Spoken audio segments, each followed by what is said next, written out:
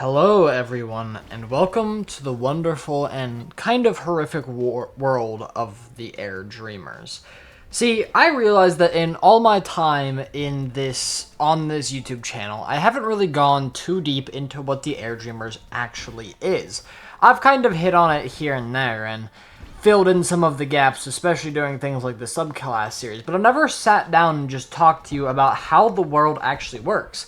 And I guess I've always kind of assumed you all already know. So today, I think we're going to rectify that a little bit. We're going to get into it. We're just going to put some haste on in the background.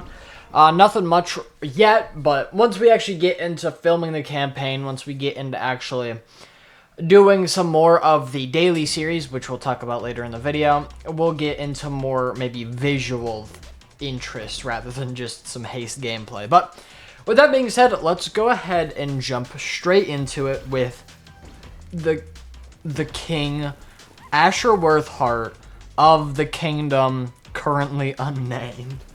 So that's kind of who the entire campaign of the Heirdreamers is based around. Asher Worthheart, after going into a deep sleep one day, awoke terrified in the middle of the night, having been visited in his sleep by something that they called the Archdemon, and later will become the Archdreamer after the clerics workshop the name a little bit because they found out it was not of demonic origin directly.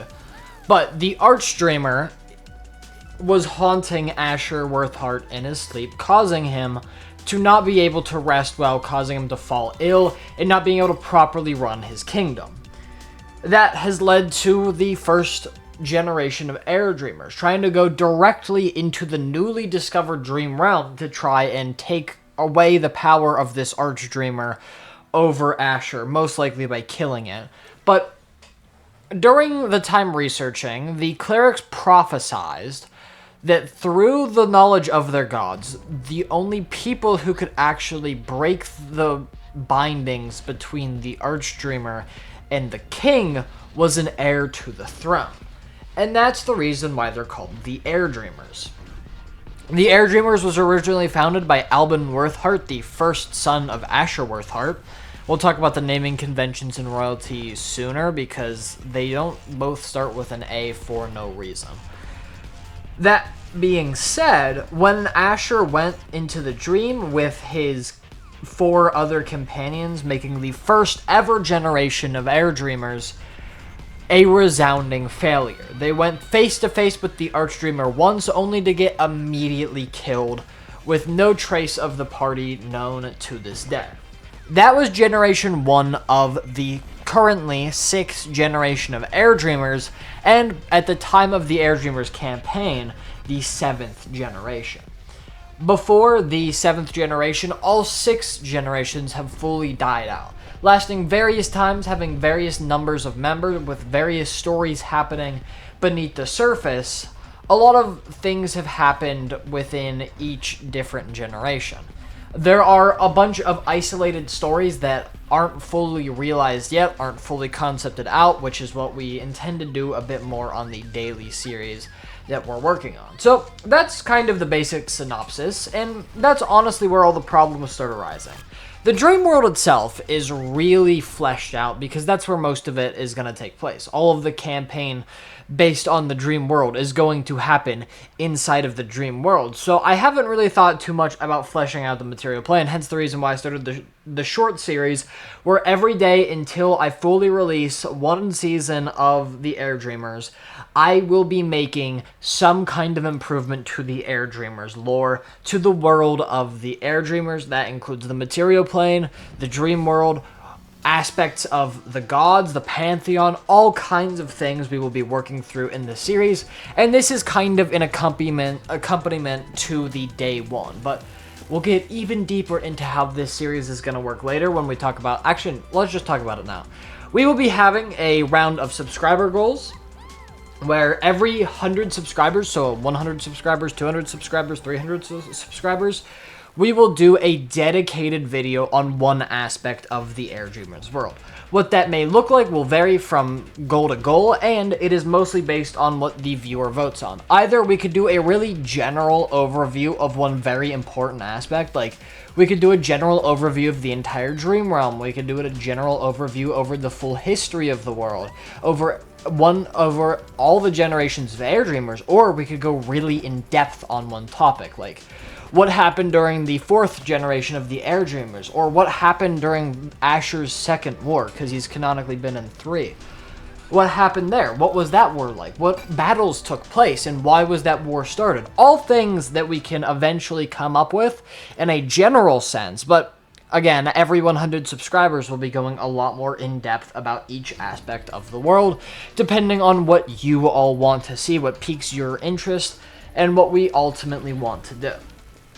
That being said, back to the actual world itself, because one prequel episode has ever been released to Ko-Fi. Speaking of, you can subscribe to the Ko-Fi in the description. You can see 3 raw recordings for the Christmas special and the first 2 prequel episodes. And you can also see the fully edited prequel episode 1, and it is going to be the only prequel episode, one of the only 2 episodes with that group, and I'm not going to edit prequel episode 2 more than likely. That being said, the daily short subscriber goals are also along with some other subscriber goals, which I'm going to pull up right now, but I know like we have a lot of plans ready for subscriber goals, so the second you guys start subscribing is when we start doing these kinds of things. So, sorry about that. Right now, we have that's the more limited subscriber. I don't know, my Discord decided to just jump around for no reason. Okay, so here are the goals for Failing Forward as it's there. So at 100 subs, we start the beta test for Lined Aces. That is an important thing that is still planning on happening.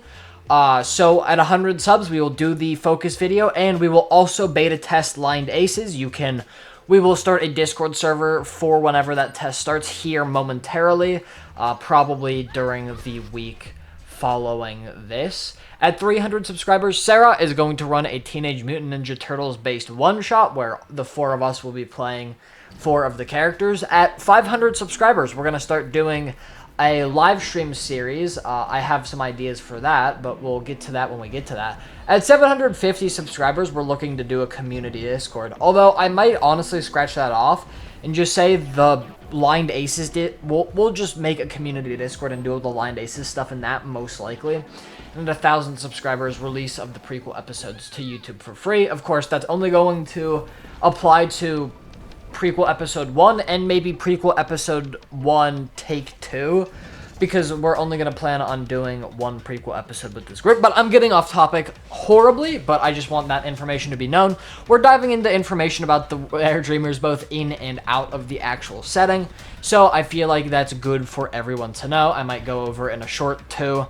It's just me yapping a little bit. That being said, into the dream realm. Because this, I mean, it's the Heirdreamers. This is what I have actually kind of fleshed out.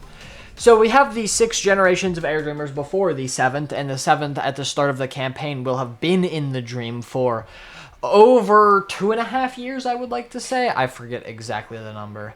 Or maybe 1.5. I forget exactly. But they have been in here for a while, so they will understand as much as you will soon understand about the Dream Realm. The Dream Realm takes place in multiple different segments. It is split up into Innocent Dreams, which is kind of the most, innocent level, where nothing bad tends to happen. Neutral Dreams, where you see a little bit of bad, a little bit of good, but all around you're kind of cruising down the middle. Bad Dreams is an interesting section where things start taking a turn from the worst, but isn't exactly quite into nightmare territory, because that's where we get next, into Light Nightmares. Now, these are a lot different to Night Terrors. And then we have something completely different, Sleep Paralysis. Now, let me tell you how all of these exist. In this area, there's something called the Stream of Consciousness. It's this almost twisting, turning tube of ethereal liquid that takes place mostly through the sky of the Dream Realm. This sky is where almost every layer takes place except for Sleep Paralysis, because the Dream Realm is a reflection of the material plane. But it's a reflection with a sky full of clouds. That's where most things take place, is in the clouds. In the clouds are your innocent dreams, your neutral dreams, your bad dreams, and your light nightmares. Your night terrors are going to be what's lowest of those clouds, almost rolling into fog. And sleep paralysis is when you're actually in the reflection of the material plane, where it almost feels like you're still there. That being said, sleep paralysis is also one of the most volatile places. It takes all of the worst from the world and reflects it into the dream, along with adding some other dream stuff happening in the background, which is very, very scary to be a part of. That being said, we also have the mechanics of dream characters and dreamborns. The dream characters are interesting because they're the NPCs created by the presence of a dreamer. When a dreamer's in, they will either create a cloud or be stuck on the reflection of the material plane. If they create a cloud, they will also create a cast of characters to inhabit that cloud, and dreamborns may also come in and out of that area. Every Dreamborn is created from a dream character originally, a member of that cast of your dream. If they end up touching the stream of consciousness, they are imbued with some level of consciousness themselves, becoming a Dreamborn. Dreamborn are specifically tied to their host, to whoever created them, meaning that if their host dies, they die, and if the Dreamborn dies, the host dies. Although there's not very many dangers to Dreamborn, so Dreamborn themselves dying is a very rare occurrence, but is still possible because they do not age, they do not need to eat, drink, sleep, whatever, and they also have no inherent threat unless they decide to get into night terrors and, not lucid nightmares, sleep paralysis, right. And Dreamborn do, in fact, form coalitions. They form governments in their own world.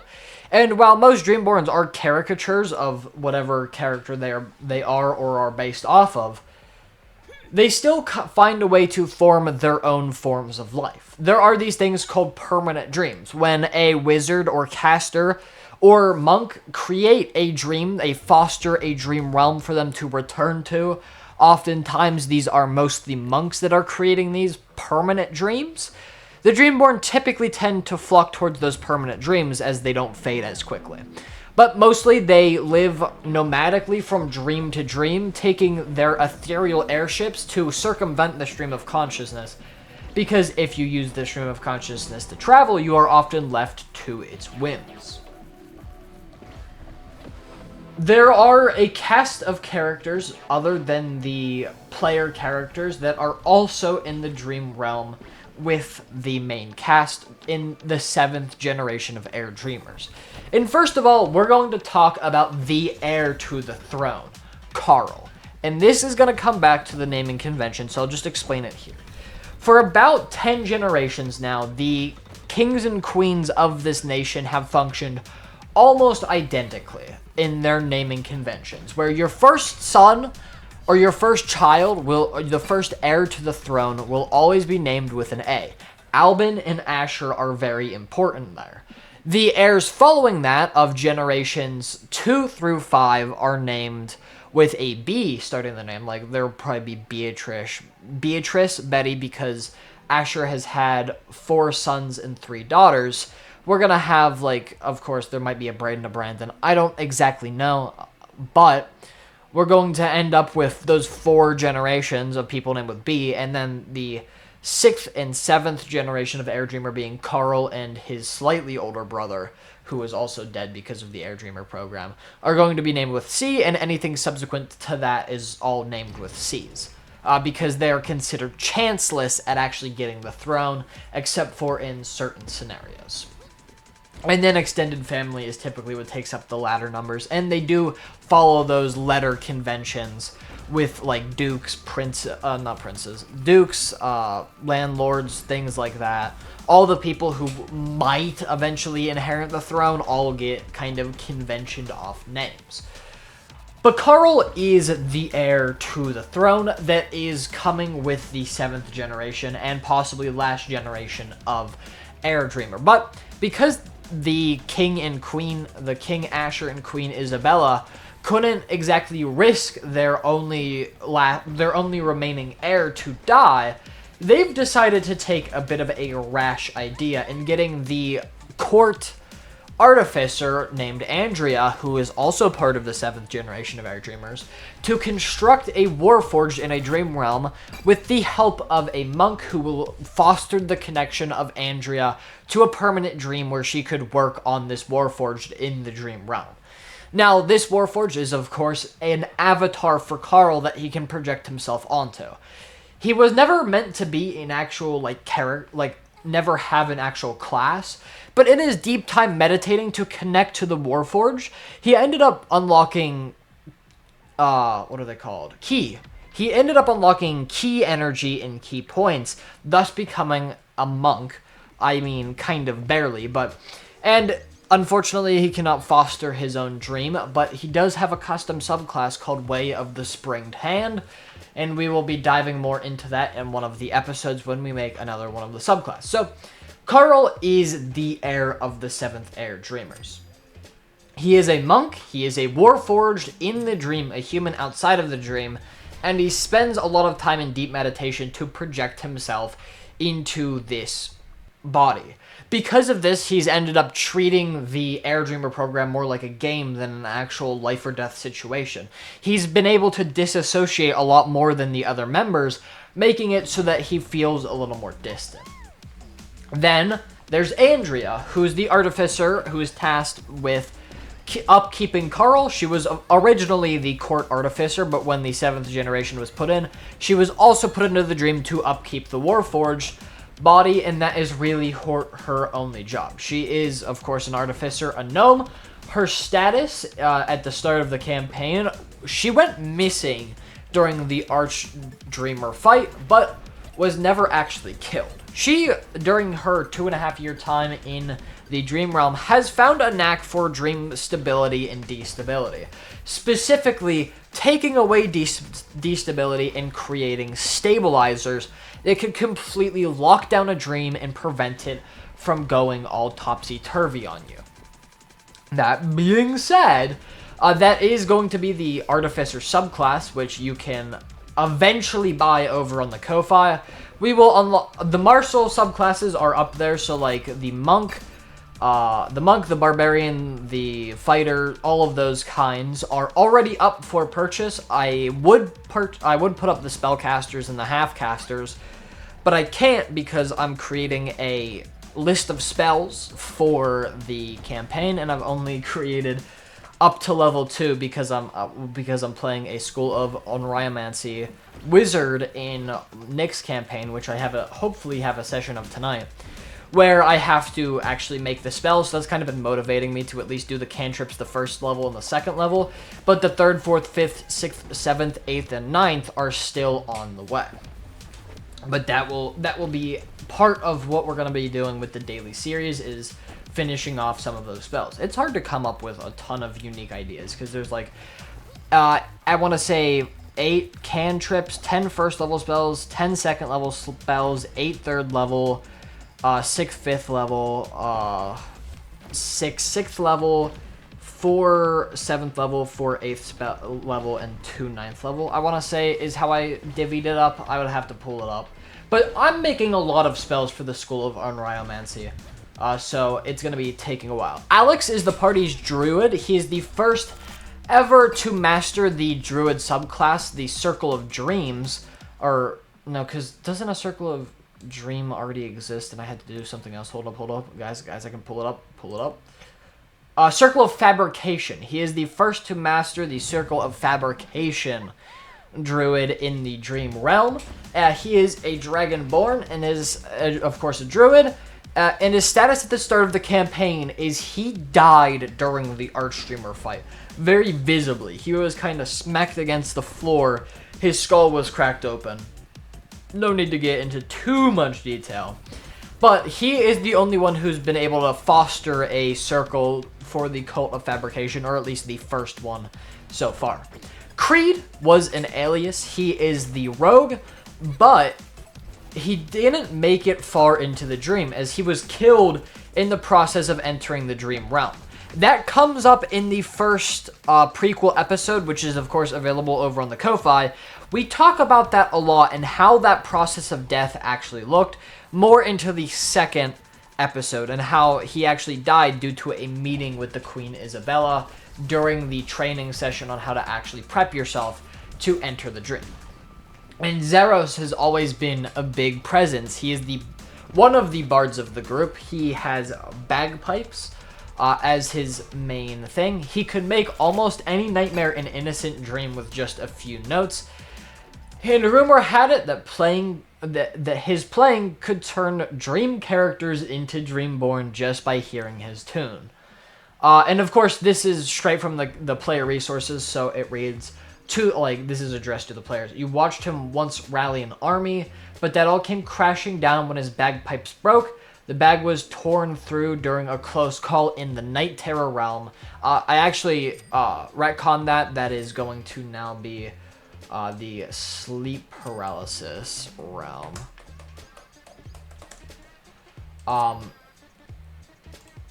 You had to leave him behind to leave with your own lives. You never actually watched Zeros die, but he was abandoned because his bagpipes were the source of his power, so without his bagpipes, he started losing touch with his physical body. Which is a very important thing for all Heirdreamers, is that their bodies in the material plane need to be kept alive, or they will die. They will not immediately die in the dream realm, but they will get what they like to call lost. When either your source of power, if you have one, like a loss of connection with a god for paladins, clerics, and I guess kind of warlocks, loss of a musical instrument or arcane focus for wizards and bards, all of that kind of stuff, and of course loss of physical body for most of the other people, makes it so that it is really hard to stay alive. Now, only one person in history has ever survived being lost, and that's actually Alex. He survived being lost because he was able to immerse himself so much in the dream realm that his dream realm, the dream realm became his anchor, allowing him to stay alive despite the death of his physical body in the material plane. That is something I do want to note for the record. So, of course, we're dealing with a lot of complex mechanics right here, and I'm a little sorry for that because there's a lot going on. There's a lot of mechanics. But let's talk about the party's history. For a long while, the party has been in the Dream Realm, trying to get closer to the Archdreamer.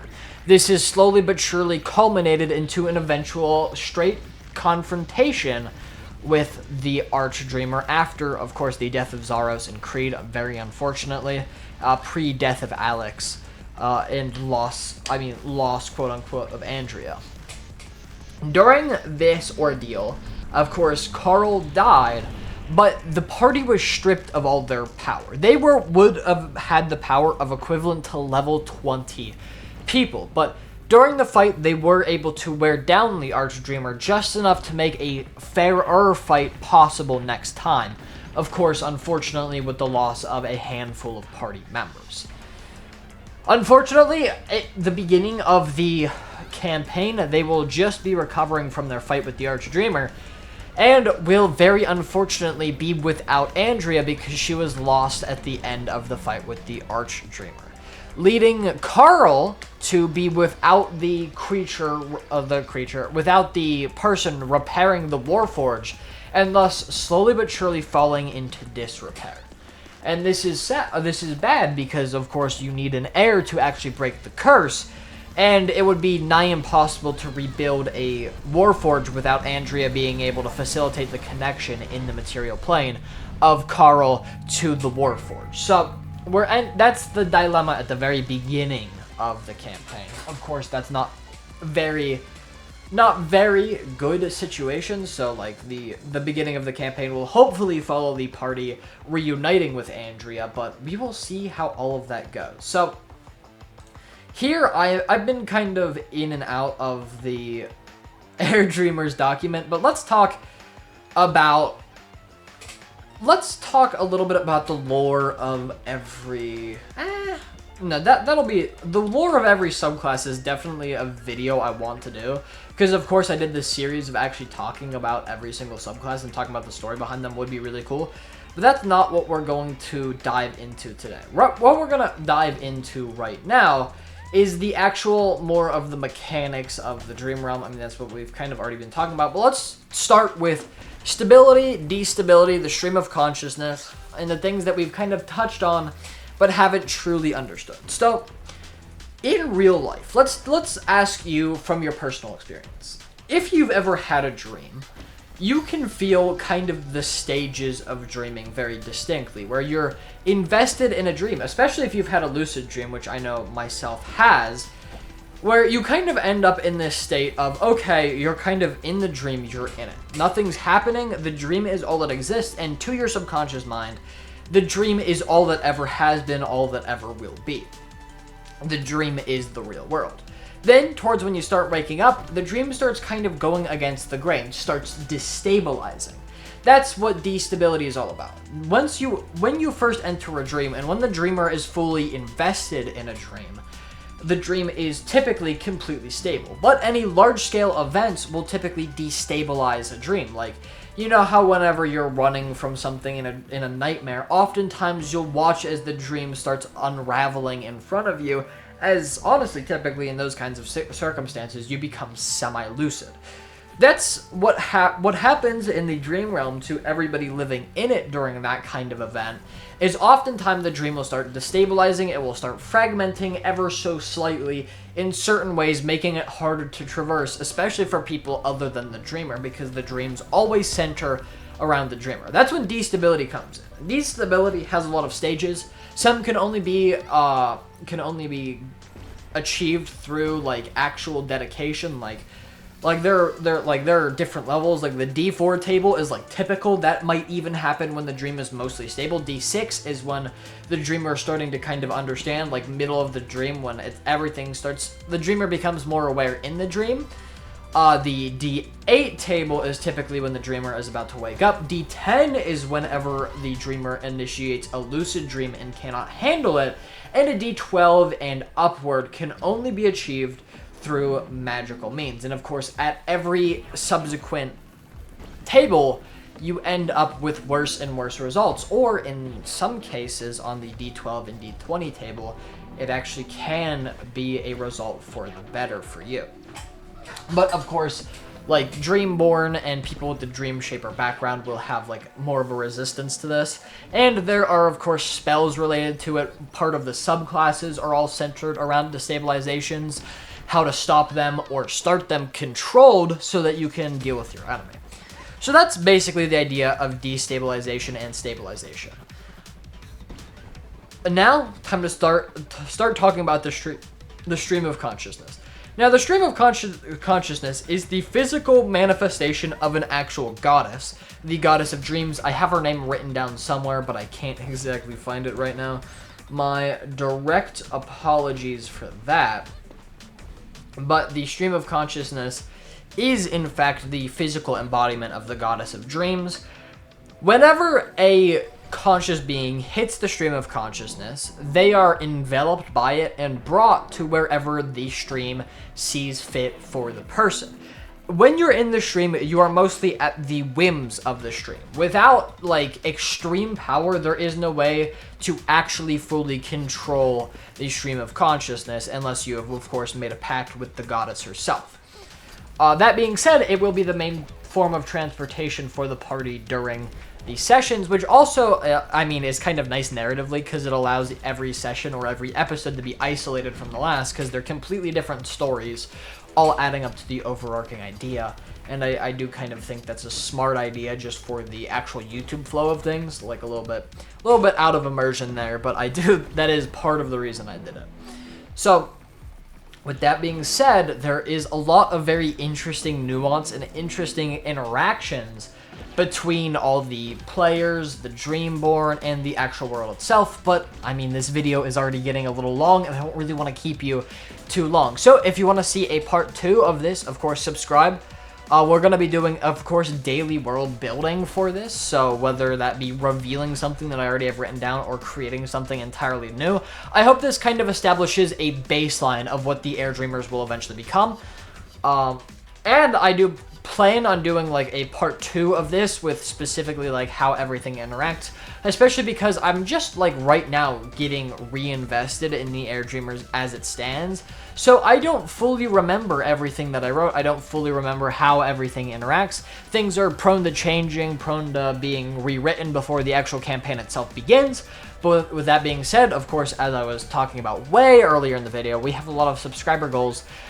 So if you would ever consider subscribing to reach one of those goals, that would be greatly appreciated. We're trying to make the Heirdreamers as good of a production as it humanly can be, like to the point where I'm genuinely looking at investing and buying a shipping container to build a recording studio inside of. So if that's something that you want to do, you can support us, of course, non-monetarily over here by subscribing, liking. Of course, watching all the way to this 30-minute mark really helps us out a lot towards getting us monetized on YouTube and making the Heirdreamers as good as it can possibly be, because I have big plans and big aspirations for this, and a lot of the people who are actually involved in the project are in a similar boat. So if you want to see where that actually leads us, we're going to be working on that a whole ton, a whole lot. But we're going to be doing a lot of things, a lot of Q&As, a lot of things coming up. So subscribe to see where this goes. If you want to support us monetarily, Ko-Fi is the best place to do that. Of course, there are already some resources related to this over there. That's where eventually, once we continue and finish the development of Blind Aces, that will all be over there. So there's really a lot happening as we get back onto the Failing Forward channel and back into the Heirdreamers, Blind Aces, and all of the other productions I'm working on. Of course, the Lone Oak is still being worked on in the background. The Missing Ones is available to read over the Ko-Fi. I'm talking like an auctioneer right now because I really want to get this get this video finished, but you get the idea. So there's a lot to see over on the Ko-Fi, a lot to read. There's a lot to, again, donate to the cause. I don't just want you to donate, so like there's most of one of my books over there, all of one of my books over there, the subclasses, there's a whole bunch over there. If only you will check it out. That puts money towards the project in the form of actual monetary value, where we can continue working on things like improving the recording setup, getting artwork and music done for it, and really turning the Heirdreamers into the production it was always meant to be. So with that being said, I thank you all for watching, and I will see you all in subsequent parts of this in the daily series. And there are, of course, more subscriber goals to be seen, more videos to be made, and, of course, eventually in the actual Heirdreamer series itself. So with that, I thank you for, like, the 15th time for watching, and I will see you all around the Failing Forward channel.